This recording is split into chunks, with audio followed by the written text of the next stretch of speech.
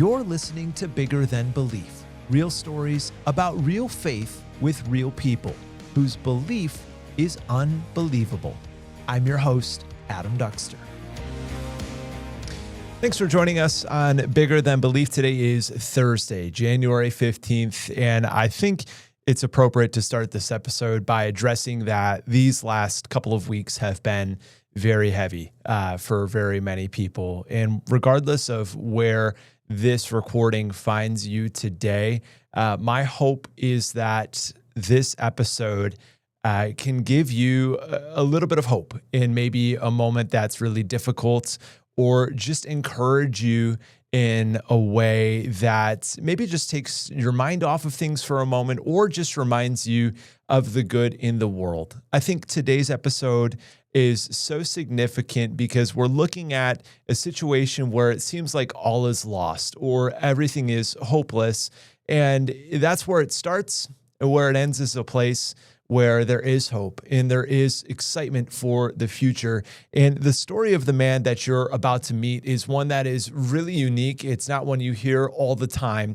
Matt Moeller went from being a prisoner to being a pastor right here in the Twin Cities over the course of a 2-decade span. His story is unanticipated. It has twists and turns, and it's one that I think you'll really enjoy. So again, I want to recognize the heaviness of the last couple of weeks, but also present this story for you and this interview for you as something that maybe will bring you some encouragement or some hope in this time. So without further ado, here is Matt Moeller. We now welcome on a very special guest to Bigger Than Belief, Matt Moeller. And Matt, you and I have had some time to chat before this. You are the restorative justice pastor over at Westwood Community Church. But the more that I research and get a chance to kind of learn your story, the more I've been excited to sit down and talk with you, because I think your story is super unique and interesting, and it reads like a novel, really. Thank you for taking the time to join us today. Absolutely. Thank you for having me on the show.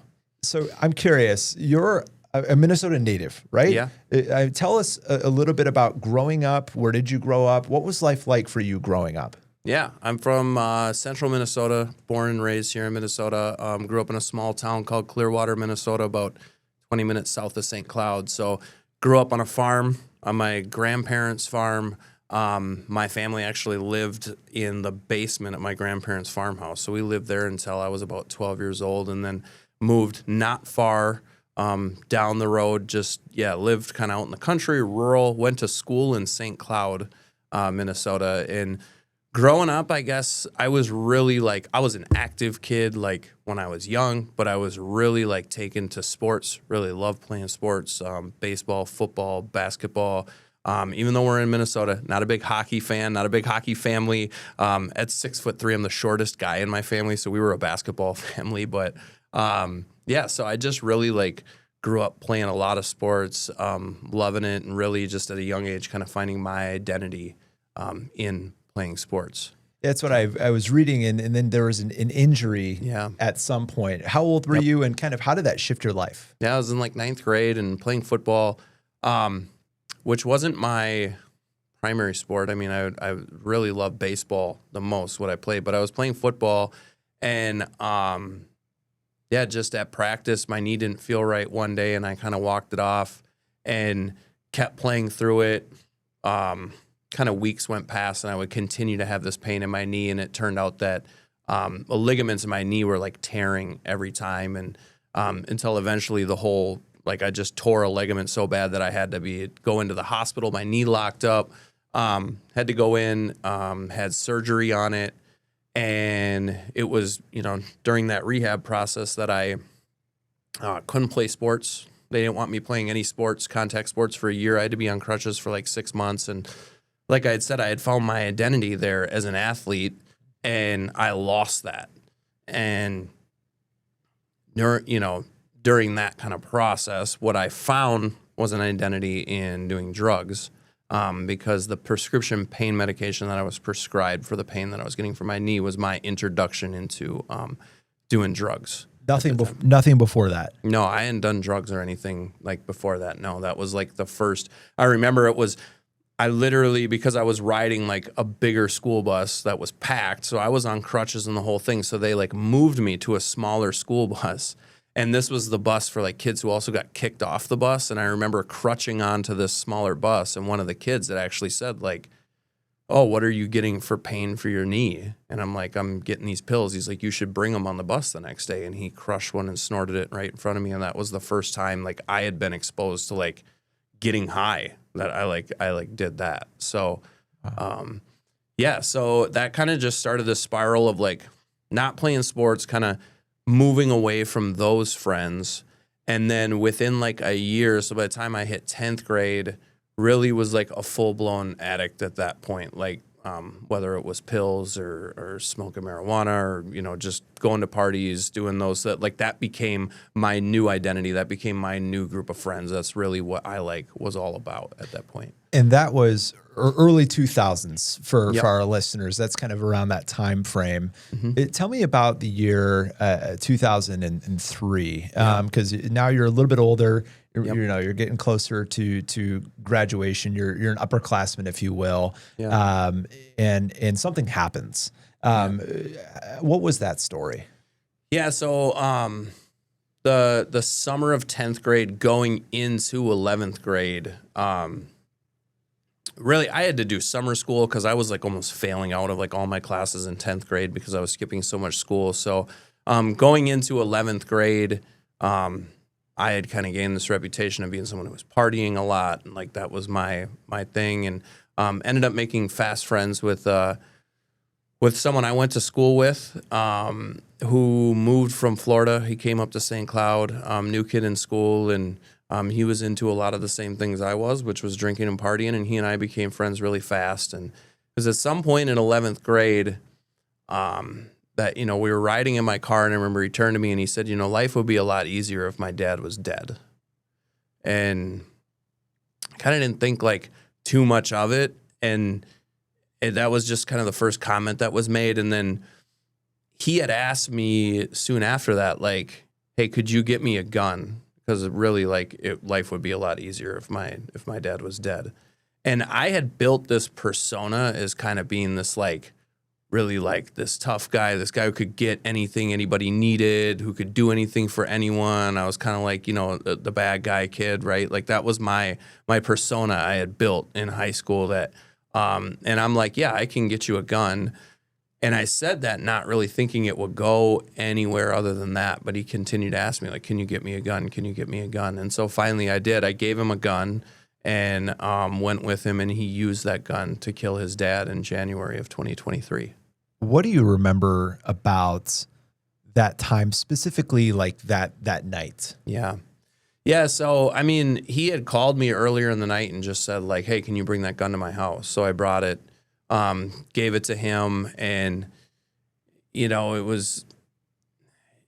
was like back and forth between us as he's like, "You should do this because I'm going to be the prime suspect." There was like this whole like conversation, and I just finally told him like, "I'm not going to do it, but I'll give you the gun."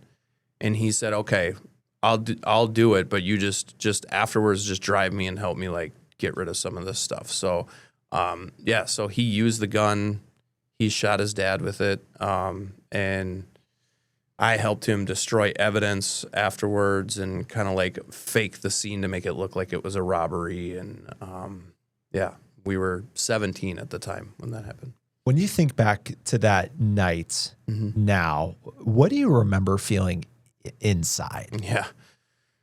Yeah. I mean,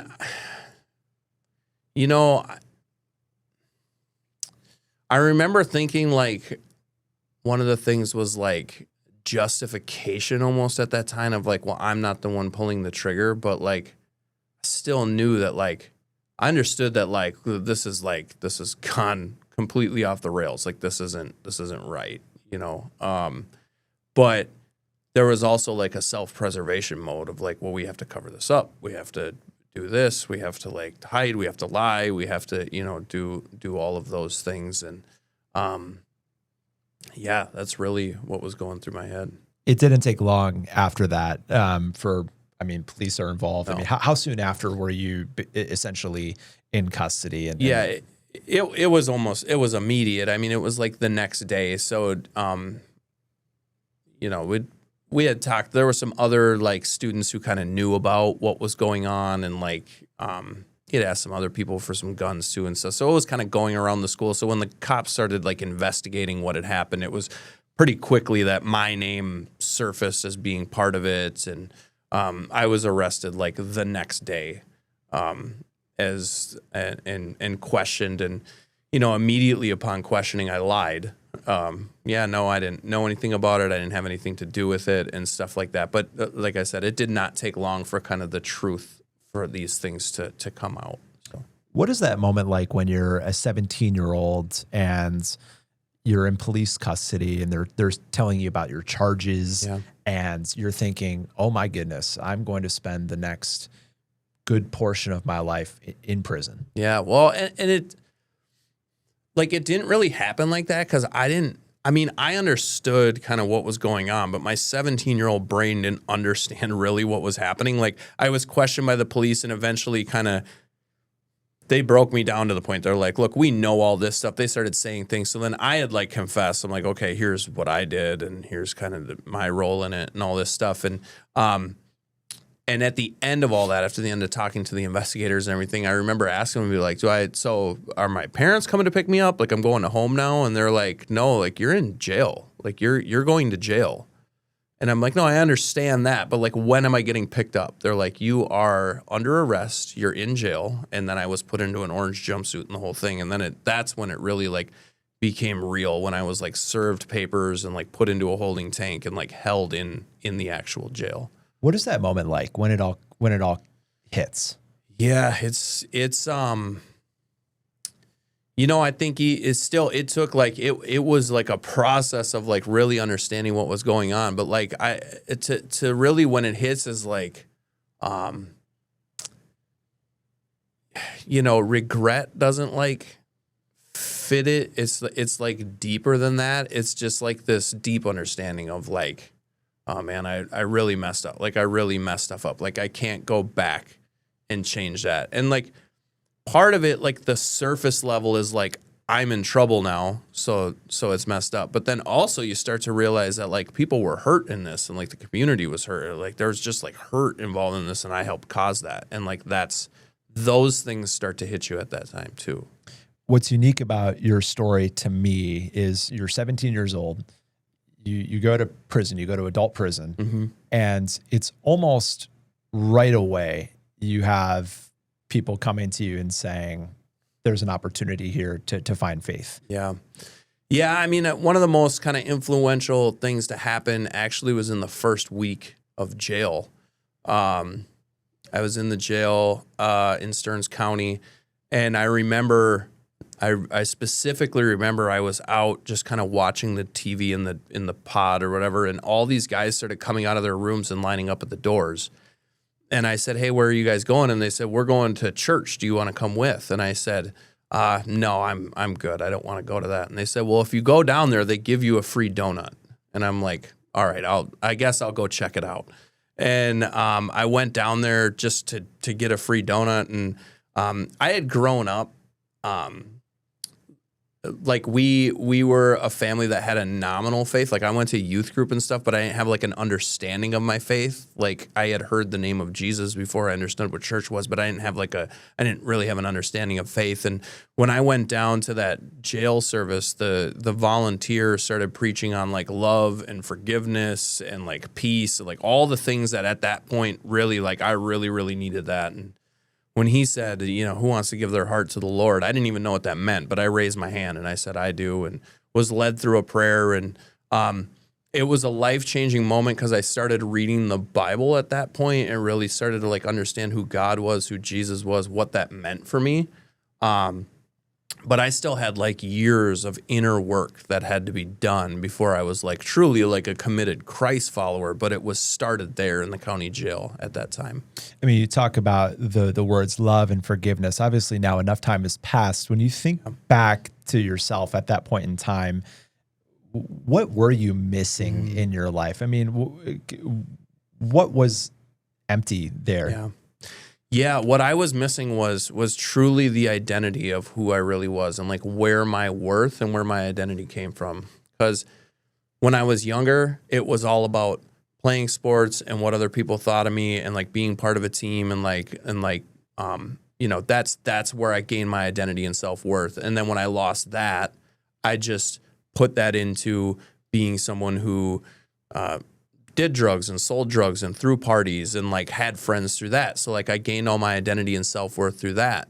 And that was so bad to the point that when someone even asked me for like a gun, I didn't think twice about it because that's what my identity and self-worth was built on. So when all of those things led to nothing, not only did they lead to nothing, that just led to me being in jail and like destroying my life, I realized that like I needed to find my identity and purpose and worth in something bigger than just myself. And for me, that was faith in Christ that opened my heart to that understanding. And it happened so soon Yeah. into it. I mean, you were looking at how long Yeah. behind bars? So, yeah, I was looking at potentially life in prison and going through the court procedure. I pled guilty to second-degree murder and received a 20-year prison sentence. Wow. And so this is right at the beginning of your time behind bars. Yep. that you had this encounter and you're thinking, okay, now this happened. Now what? What happens next? Yeah, so I go into state prison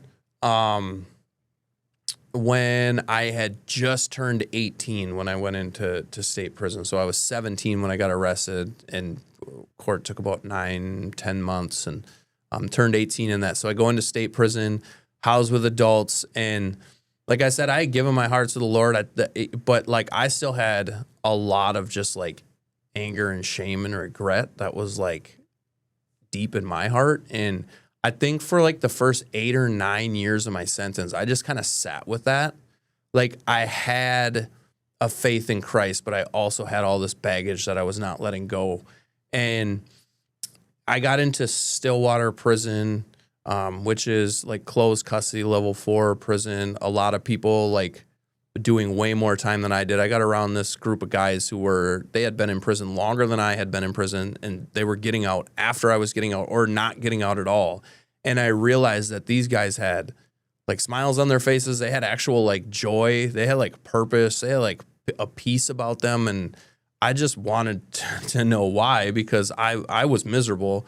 And I realized that it was like their faith in Jesus Christ that actually like transformed the way they were living. And so I started to learn from them and be discipled by them, and to learn to like let go of all those things that I was holding on to. And that was a point in my life that even though I was like incarcerated and locked up, I had found a true freedom that at that point, it didn't matter where I was living. I had found a freedom for my soul at that moment. And this is just you talking one-on-one with these guys. One-on-one, doing some group Bible studies, going to like the church chapel services and stuff like that. But a lot of it was like, a lot of it was the one-on-one conversations and just the like sharing what I was going through and hearing kind of how they had gone through similar things. I mean, some of these guys that I was in prison with, this was in, the mid, the 2009, 2010, and they had been in prison since the 1980s, and they just were able to share of that experience and everything they have. It really just disciple me through that time. You talk about the anger and the shame and the regret. When you think back to the anger you felt going into that time, who or what were you angry with?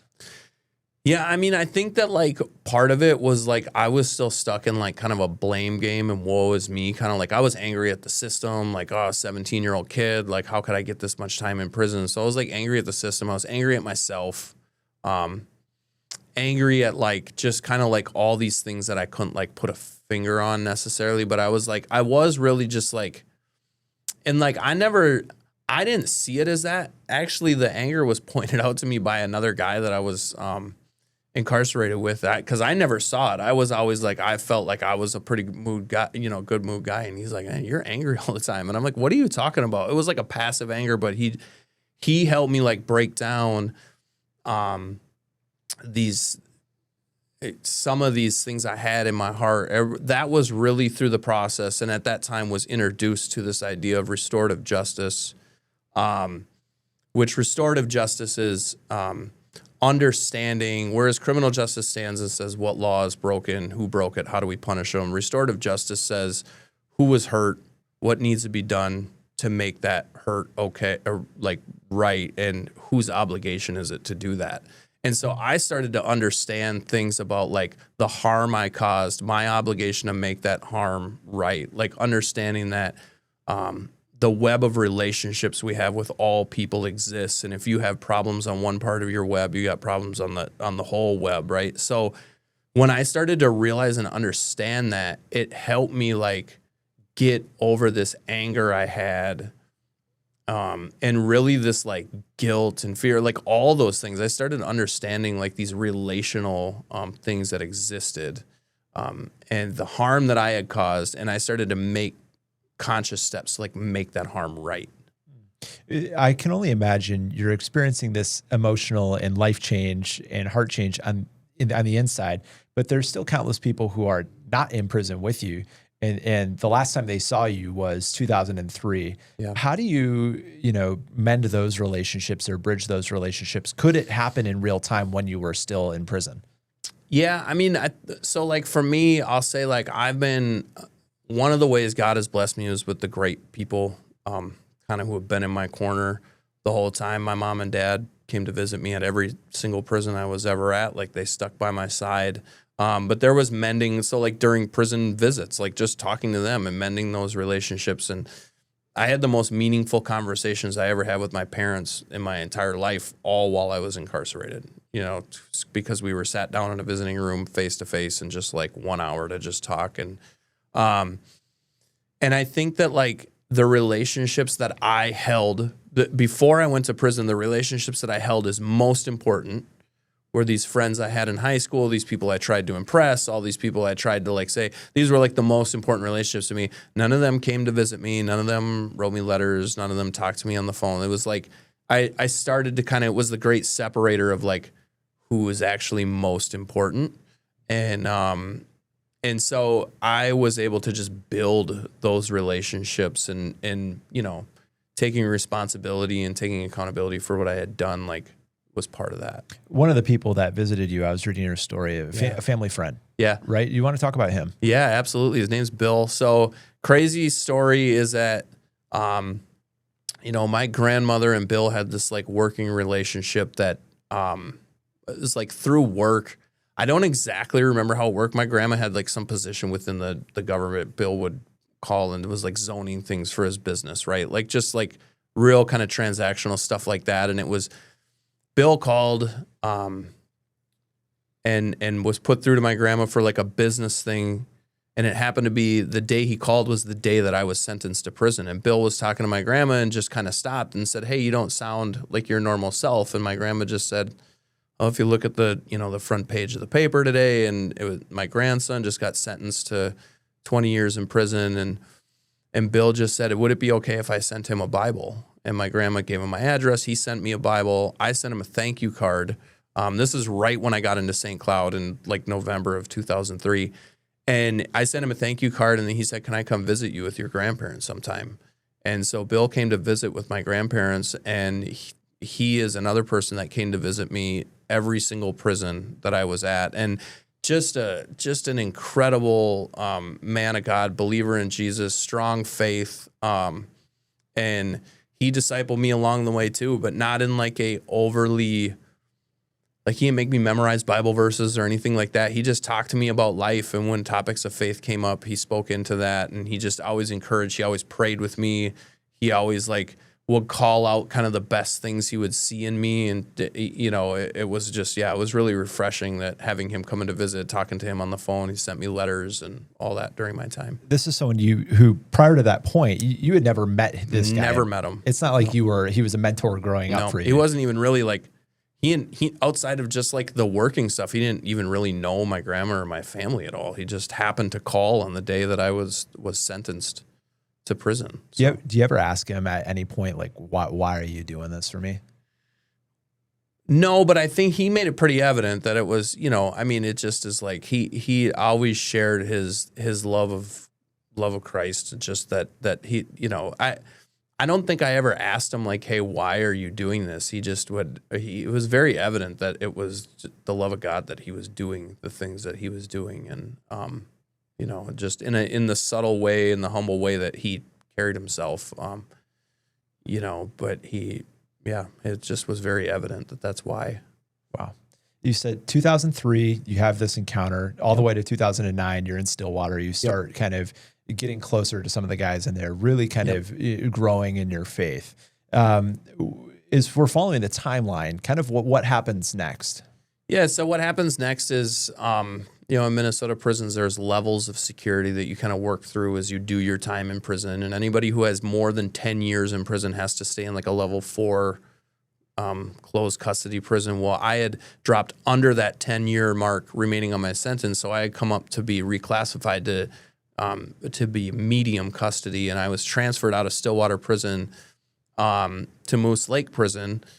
And it was at that time I'm kind of like discerning what next steps were. And I heard about this program at the Lino Lakes prison called the Prison Fellowship Academy, which is like it's a 2-year program. It's geared towards reentry, but it's Christ-centered and really like it trains a lot on like leadership and just following Christ after you're released and just preparing you for that. So I at that point was 9 years from release, so I didn't really know if I would, but people were encouraging me like, you should sign up for this program because you're eligible because you're medium custody. And so I applied for it and was interviewed, and they said, well, you have a lot of time left. If you did this program, would you be willing to, if it went well, stay after and like be a mentor afterwards? I said, sure, I could do that. So I was transferred to Lino Lakes prison. I did a year in Prison Fellowship Academy, graduated, and then stayed on a year after that as a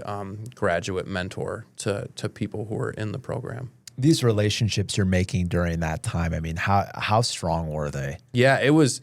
I mean, these are friends that I still have to this day, some of whom are still incarcerated because they won't be able to get out. I still talk to them on the phone, and other people who have since been released and are out of prison doing well, and we talk all the time. I mean, those are like, for lack of a better, I was 17 when I got arrested. So people, you have high school friends that you're with for life. These were like my friends that I had kind of grown up with as a young adult and grown up with. So yeah, just like some of the closest friends I have were made during that time. And especially in that program of the Prison Fellowship Academy, because you're going to classes like every day, you're doing programming every day, you're together all the time, you're eating meals together, you're living together, you're in community together. So you really grow deep bonds through that time. And my role started to shift at that time, I feel, is just as like, I had at that time done over 10 years in prison. So now, in the same way that I was looking to these people when I was in Stillwater prison of like, how, I had people who were doing less time than me that were looking like, wow, how did you do 10 years or how do you kind of make it through it? So I was like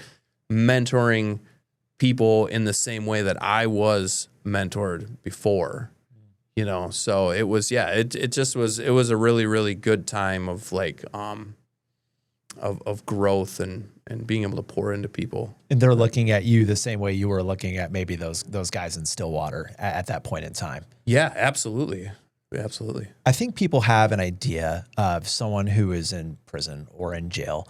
And it's really easy to other someone, right? And just say that person is irreparable. They are beyond repair.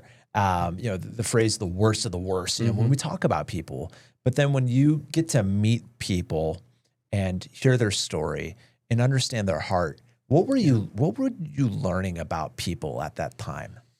Yeah, I mean, I think that's number one, people are complex and they're more, I mean, I don't believe that anybody should be judged based off the worst thing we've ever done or the best thing we've ever done for that matter, right? Like life is a lot more than just like the worst or the best thing we've ever done. So, the majority of people in prison, it's like was the worst moment of their life, the lowest point of their entire life, and then they ended up where they were, right? So understanding people's stories, where they came from, that everybody has value and like understanding that.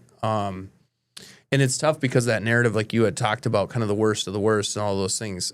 What's damaging is I think a lot of people like in prison who get stuck in that cycle, even at a young age, that narrative is like kind of put into their mind, and they spin that over and over, and they build the mentality of maybe I am the worst of the worst. Maybe I am just a bad person. And I'm curious because you talked about identity and how much identity is central to people's stories. Yeah. Was there a part of your time where you had to say my identity is not going to be found in the fact that I'm in prison? Yeah, 100%. That's where true freedom is. Like, it doesn't matter.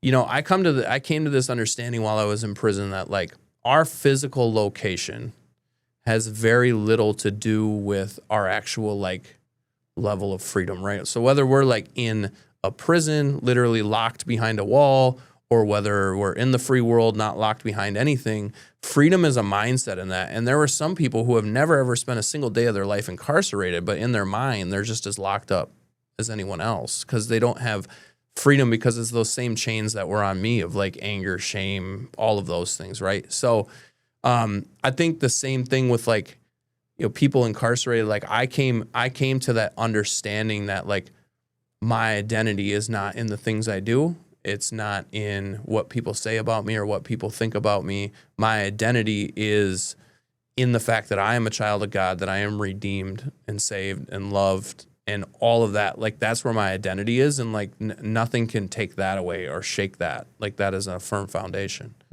You talked at the same time about the moments, maybe it was close to sentencing, where you realized the ripple and the wave that your actions caused. Yeah. Was there a point during your time where you had to ask for forgiveness or you had to forgive yourself? Yeah, I mean, forgiving myself, I think that was a big one. One of the during the prison fellowship academy time I was there, one of the things you do is you spend time going through your entire life story. You spend an entire 3 months of doing nothing but going through your family history, understanding like why you made the decisions, you know. So I was like learning like why did I make the decisions I made. That's where I understood that I was finding my identity in all of these things and I wasn't finding it in Christ. So that was a real like aha moment for me. And then also being more and more kind of my time in prison, like my faith was growing, but I was also early on introduced to this concept of restorative justice and continued to learn, being part of like facilitating RJ 101 like classes and stuff. Like I was reading a lot of books on like what is restorative justice, and in that you learn a lot about you know, that our actions harm other people and that like we have a responsibility to make things right. So we have like the Minnesota Department of Corrections has an apology letter bank that you can write an apology letter and it will go to your victim, and well, it'll go to a bank that a victim of crime can access and then read that letter. And so I wrote one of those letters, like just taking these steps to like the best that I can make things right, and ask for forgiveness. And in that whole process, I learned to like forgive myself. 20 years feels like a long time. And I'm sure at the start it felt like, how are we ever going to get through 20 years? When you get towards the end, what was that period of time like, knowing, okay, like a transition is about to happen, I have X amount of time to prepare for it? What was that time like for you? Yeah, it was, what was interesting, because I was released onto work release in 2022. In 2020, it was a pretty big upheaval in the world, and the prison system was not, I mean, it was really affected by that. So I was kind of preparing in my last couple of years of release, like during COVID, which all that stuff, it was there was no programming. There was no like in-person gatherings. There wasn't like a lot of things going on. So it was difficult to prepare for that. You know, one of the kind of blessings during my time. So Bill, I had talked about, kind of mentored me through the entire time. When I was in Stillwater Prison, about halfway through my time, Bill introduced me to his pastor, Pastor Joel from Westwood Community Church, and Joel started coming to visit me, and it was just very much that, just like Bill, right? They were just pouring into me spiritually and discipling me, and but after Prison Fellowship Academy, you know, Pastor Joel came to visit one time, and he said he said, what would your thought be about going into ministry when you get out? And I said, absolutely not. That is not what I'm called to do. And he goes, I think it is what you're called to do, and just maybe think about it and consider it. And so really that was kind of the plan for my life. I was going to go into ministry, work at Westwood Church. When I got out of prison, we didn't know really what that would look like. But then COVID hits and everything kind of changes. The hiring needs at the church changed. Everything changed. So it was like, I didn't know, actually, even though I had been planning for years, that like, hey, I'm going to go into ministry and work in this. I didn't know if that was going to happen now because of all this. So I had a job lined up outside of working at Westwood, working at a car dealership in St. Cloud, where my younger cousin worked. It was like, yeah, it'll be a real easy job. You can come here and work here while you're on a work release program, right? So I had to have that job lined up. And I get ready to start a work release program in February of 2022. And even in February of 22, it was still affecting us in the prison system. And a COVID outbreak happened, and they canceled all of work release transfers and everything out of the facility. They shut the whole facility down. So I was supposed to go to work release. That was denied. I had to wait another 3 weeks before I was able to go. When I got out and was ready to go get this job, it wasn't available anymore at the car dealership. So now I didn't know what I was going to do. So I called Pastor Joel on work release and just said, hey, can I come check out the church? I've been hearing about Westwood for years. I just want to come check out the church. He said, sure, I'll give you a tour. We'll go walking around the church. And so Joel was giving me a tour of the place, and he introduced me to Jim, the facility manager there. And Jim right away says, oh, you're on work release? Do you need a job? Because we need an evening janitor. And so when I was on work release in 2022, I started working at Westwood Church as the evening janitor while on work release, which is a great job while you're transitioning from being out. I mean, it was a real chill environment. I was able to just after doing that much time in prison, my head was swimming on a lot of different things. So just being able to go to work and be like, vacuum the floors and clean the bathroom, cool, I can do that, Wow. Was it around this time that you met your wife? Yeah, so interesting. So it was during COVID, and as all great relationships started, this one started through my mom. My mom was a bus driver, and my wife was a home care nurse, and she was providing care for one of the people that rode the bus that my mom drove. And so my mom got to know my wife in that way, and she had one day, my mom had talked about me, and her name's Alyssa at the time. She had said, is your son into reading the Bible at all? And my mom said, yeah, actually he is. And she said, do you think you give me his address? We could write letters back and forth, and just about the Bible. And my mom says, let me ask him. But on my end, it came from my mom just told me hey, there's someone that's going to write you a letter. So we started writing letters during COVID, and we were just studying the Bible and together through the mail, and we did nothing but write letters for a year. After a year, things kind of changed. She started coming to visit me while I was in the minimum security prison right before I went on work release, and we were visiting during that time, and got onto work release and proposed to her. And when I was released from everything in January of 23, we were married in May of 2023. Wow. Yeah. And you talk about the almost the ramp up to getting out, right? I mean, it's not like it's your first time out of the building. Yeah. But on that day in January of 2023, when you walk out and it's done, I've always been curious, what's that moment like internally? What are you feeling? Yeah, I mean, it's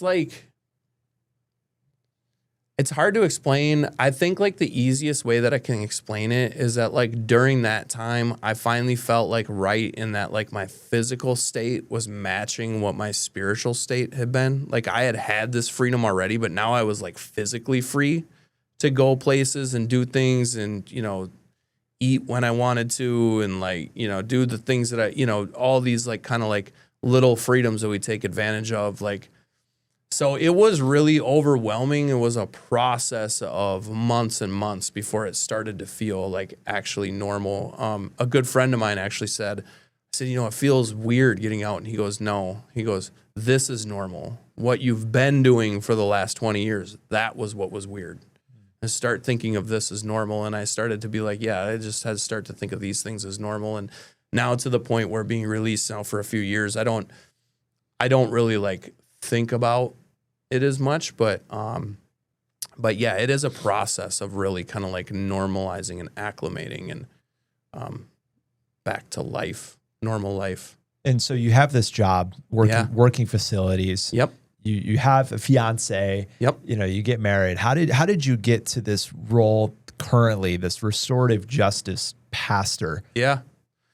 I mean, that's all God. But so I worked as the just on the facilities team in the evening, kind of through my work release time. About 3/4 of the way through my work release time, a position came open to be the facility manager over 2 of the campus buildings at Westwood, which is be like the team that I was on. It would be like leading that team.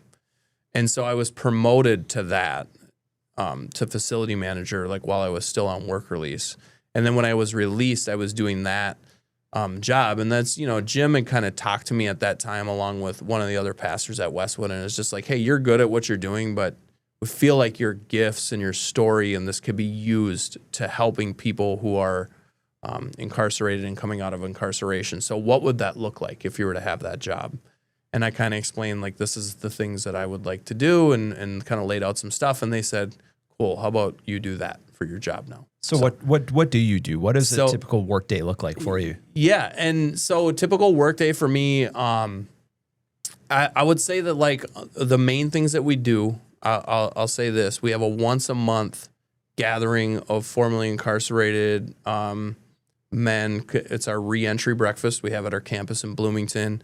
But what we do is we ask people from the congregation, men from the congregation, to like mentor and walk side by side people getting out when they get out of prison. So that's very much was my story with Bill, kind of walked side by side with me.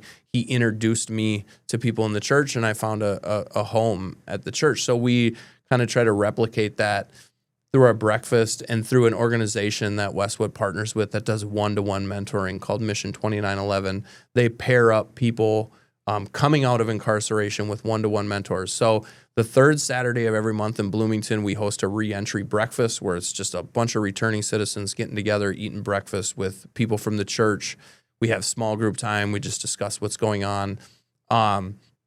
Along with that, we have a support group for friends and family of the incarcerated that runs like at the same time. So if people want to bring their support people with, they have a small group that they can go to, kind of connect with. And we invite people who have currently incarcerated family members that can come to that as well and get support kind of through that process. So I'm doing that. I'm also connecting with organizations that Westwood partners with, Damascus Way and some of these other ones that help people as they get out of prison.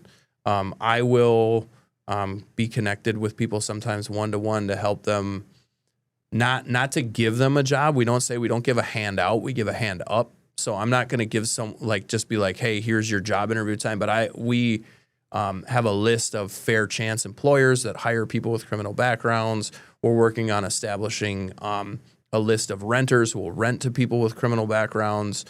We have some basic needs and things that we can get to people if they're getting out and they just have absolutely nothing. We have some basic needs kits we can give to people when they're getting out. So yeah, I'm connecting with people in the community. I'm also part of a couple different groups of service providers in the metro area that are kind of getting together to identify where are the gaps in the services and how do we come around and help each other provide these services to people that are getting out. So I feel like what you're describing is really unique for a church to be doing. Would you say? Yeah, it's super unique. So I would say that the majority of all prison ministry that churches do are just that. They're prison ministry. There are people and volunteers who are going inside of facilities, and they're doing programming and stuff inside the facilities and all that is needed. But where kind of the church is lacking is in the reentry resources, into helping people once they are released from prison. How are they, acclimating back into society?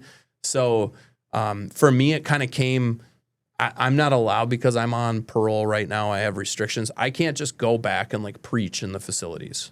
So I can't go into those places. So I've focused a lot of like my efforts in ministry into like, how do we help men specifically? We do some things for women too. We have some like a mentoring program that we have for women too. But like, how do we help people when they're getting out of prison acclimate back into society? Is there a timeline where you go to jail and you never accept that invitation to go to church, and you spend 20 years in prison just stewing in anger and shame and guilt? Do you ever think about like, what would life look like if none of these other things ever happened for you? Yeah, I mean, that's a good question. I don't know if I like think about it too often, but I know a lot of people, a similar situation to me, that have taken that path. And, some of them have got out of prison and not gone back. Other people have gone back and forth. Like, I just know that like the amount of hope that I was able to do my time with, like I wouldn't have had that. So it would have made that 20 years feel like 1,000 years, right? Like it would have just made that time. Like when I really became stronger in my faith and discipling other people, I had this purpose about my time that didn't make prison seem like it was just this wasted life anymore. I had more of an understanding that where I was living was the mission field that God had placed me in at that time. Now I was placed into that mission field because of my own mistakes and my own bad choices and my own, like the things that I did. But just because I put myself in that place didn't mean that God couldn't use me in that place. And so it's very much now the same thing. Like, I can, my background would I couldn't do a lot of jobs. Like I can't, I would fail background checks and different things like that. I wouldn't be able to do certain jobs. But my background and what I am doing now to serve God and to help people is actually a benefit to what I'm doing right now. It's actually given me experience to share with people who are getting out of prison. Like I've been there through that. I can lend my perspective to decision makers who are making decisions on these things, and I can like use that experience to God's glory instead of just to like a wasted life. When's the last time you talked to that friend from 2003? Do you think about him? Do you pray for him? Do you talk to him? Yeah, I mean, I definitely like have prayed for him during my total time. I don't talk to him. We didn't really like cross paths in the prison system or anything like that. He took a different path than I did, but I don't know like too much. I didn't like stay up with him or anything like that. So, do you think about him? I mean, not as much, not really anymore, I guess. Not really. You're really busy in sharing your story these days. Yeah. In addition to the work that you're doing, I mean, were you saying that it is part of what you're doing now, trying to talk to kids as well? Yep. Or what does that look like for you? Yeah. So sharing my story and just like sharing my experience is like a lot of what I do like in my job too. But I've had the opportunity to be a part through like restorative justice, to be a part of like initiatives with like the Department of Education. So I've been able to actually get in and like speak with educators and with teachers and school administrators, sharing my story of like going through school, of being someone who was skipping school and kind of talking about that, but also talking about how to like restorative justice and restorative practices work in the classroom and how can they help keep kids in school. So like I do a lot of training and speaking on that. I also get a chance to go to schools and share my story with students. I've done that at a number of different places, specifically with kids who are in like the like ALC programs and different things like that. That was kind of like my crew when I was in prison. I get to go talk to a lot of those kids. What's your dream for what you want to do next? I know you're already doing it in some regards, but I feel just talking to you that you have a thought now of where maybe the next 20 years can go. Yeah, I mean, I would love to be able to just like continue to spread this message to churches of being a welcoming environment to people coming out of incarceration, that really like the church is the community, that like we don't need reentry programs if the church is doing what Jesus called the church to do. Like if the church is like, if believers are standing up and they're again not giving a handout but giving a hand up, like just if someone has a criminal background, they can look past that and see that someone is more than the worst decision they made and hire them or rent to them. And if believers who are in a capacity to be able to do that, people will be, our society, first of all, will be much safer because people will be getting out of prison to opportunity that they can then thrive instead of always feeling like they're playing from behind. So I just want to be able to like share with churches to be like welcoming environments, to mentor people getting out of prison, to get to know them, to welcome them into the community and to help them acclimate back into society. You would say there's still room to grow within the Christian church to break that stigma and to maybe do a better job of doing that? Absolutely. I would say that if every church were to put their effort into the same exact effort that they put into going into prison to share the gospel with people who are in the facility, to disciple them and to help them once they're released from prison, we would see a much healthier and safer society. And also, if you're thinking, I'm guessing, if you're thinking about being a person like Bill, who was for you, or a person like Jim, and you're wondering, will this make a difference in this person's life that I'm investing in?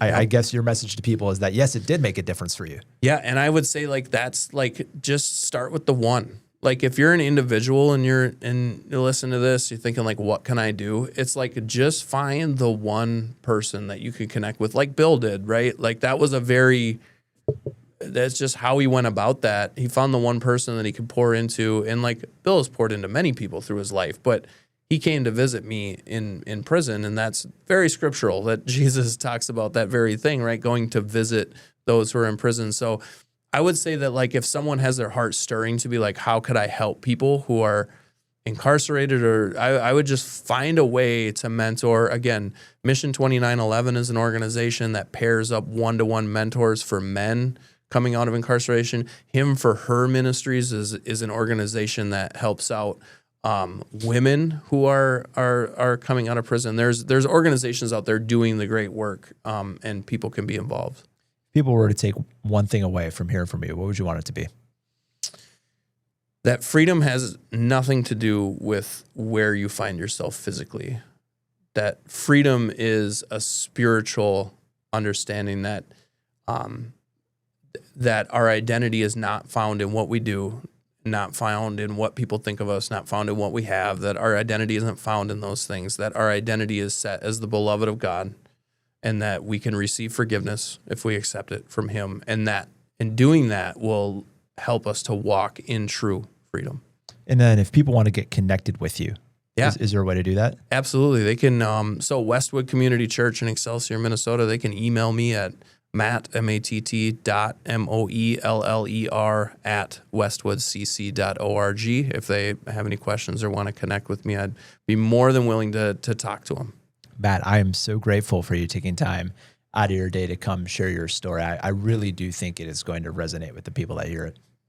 Awesome. Well, thank you so much, Adam. I appreciate it. Thank you again so much for listening to Bigger Than Belief. Your support is really everything for us at this point in time.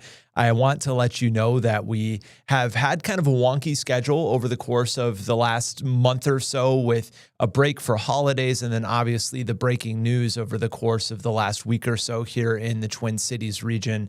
But as we look for January and beyond, our hope is to bring you stories of real people that are encouraging, just like this one, or maybe make you think a little bit, or again, just change your perspective ever so slightly to see the hope in the world. We have several things we're working on for January and February that I think you're really going to like. But as always, if there are stories that you want to see or things you feel like we should be talking about, please reach out to us directly. And of course, folks, we will have episodes every single Thursday, wherever you get your podcasts. If you like today, feel free to tell a friend, send them a link to this episode. I think this one's so cool, and I think that the more people that hear it, maybe the better. We will see you right here next Thursday, wherever you get your podcasts on Bigger Than Belief. Have a great week.